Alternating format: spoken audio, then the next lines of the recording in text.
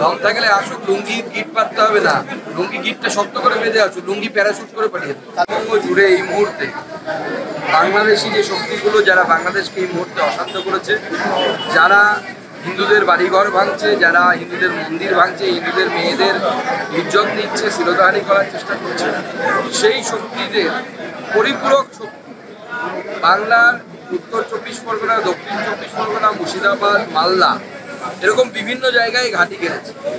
আপনি যে কামালগাজী থেকে যে রাস্তার কথা বললেন, সেই রাস্তা তার মধ্যেই পড়ে এবং বিএসএফের ক্যাম্প নেই নয়, বিএসএফকে ক্যাম্প করতে দেওয়া হচ্ছে না। আজ থেকে প্রায় 2 বছর বা তার থেকেও বেশি সময় আগে অমিত শাহজিকে গালিগালাজ দেওয়ার পরেও অমিত শাহজি দেশের স্বার্থের কথা মনে মাথায় রেখে মমতা বন্দ্যোপাধ্যায়ের অফিসে যেতে গিয়েছিলেন নবান্নে। ওখান থেকে বেরিয়ে এসে তিনি আমাদেরকে জানিয়েছিলেন, আমি রাজ্য সরকারের কাছ থেকে 72টি পোস্টের জন্য, আউটপোস্ট বলে বিএসএফ, সে আউটপোস্টের জন্য জমি চেয়েছি।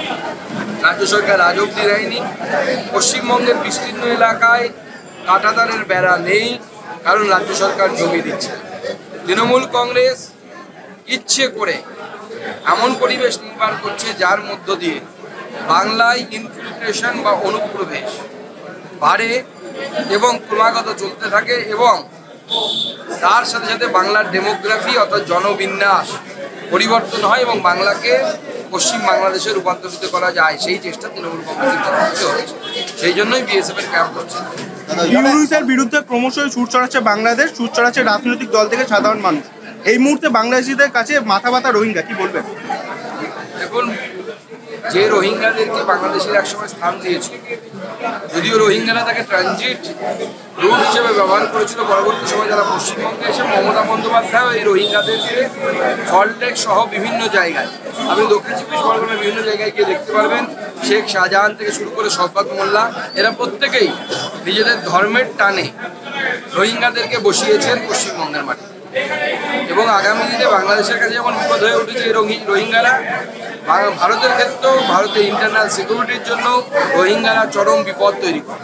মুর্শিদাবাদে যে জঙ্গিরা ধরা পড়েছে 1 বছরের জন্য ওখানে প্রশিক্ষণ এবং যে তাদের যে এরিয়া বাড়ানোর জন্য যে ব্যবস্থা করেছিল 1 বছর প্রশিক্ষণের জন্য, পশ্চিমবাংলায় কি জঙ্গিদের যে ব্যবস্থা একদম নিরাপদ ব্যবস্থা বলে মনে হয়? পশ্চিমবঙ্গ জঙ্গিদের জন্য একটা অভয়ারণ্যে পরিণত হয়েছে। ভারত বিরোধী কার্যকলাপ যারা করতে চায় তারা বাংলাদেশ থেকে ঢুকে মমতা বন্দ্যোপাধ্যায়ের দৌলতে তারা এই কাজ করছে। মমতা বন্দ্যোপাধ্যায় তাদেরকে পুলিশ প্রশাসন দিয়ে ইনডাইরেক্টলি প্রোটেকশন দিচ্ছে।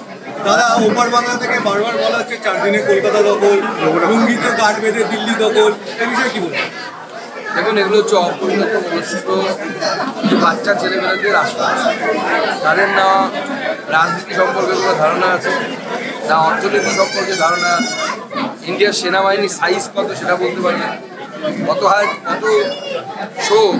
হাজার ট্যাঙ্ক আছে ইন্ডিয়া সেটা জানে না, তার কতগুলো এয়ারফোর্সের বিমান আছে ভারতবর্ষে সেটা জানে না, এয়ারক্রাফট ক্যারিয়ার কতগুলো আছে জানে না, নামই শুনিনি।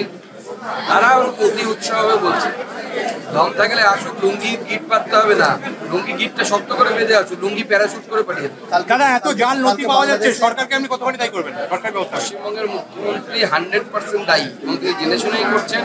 তিনি চান পশ্চিমবঙ্গের ডেমোগ্রাফিকে চেঞ্জ করার জন্য।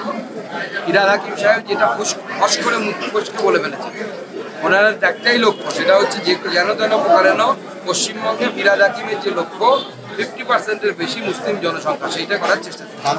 আমাদের ভিডিও ভালো লাগলে লাইক এবং শেয়ার করুন, কমেন্ট সেকশনে গিয়ে জানান আপনাদের মতামত। আরও ভিডিও পেতে আমাদের চ্যানেল সাবস্ক্রাইব করুন এবং প্রতি মুহূর্তে খবরের আপডেট পেতে প্রেস করুন বেল আইকন।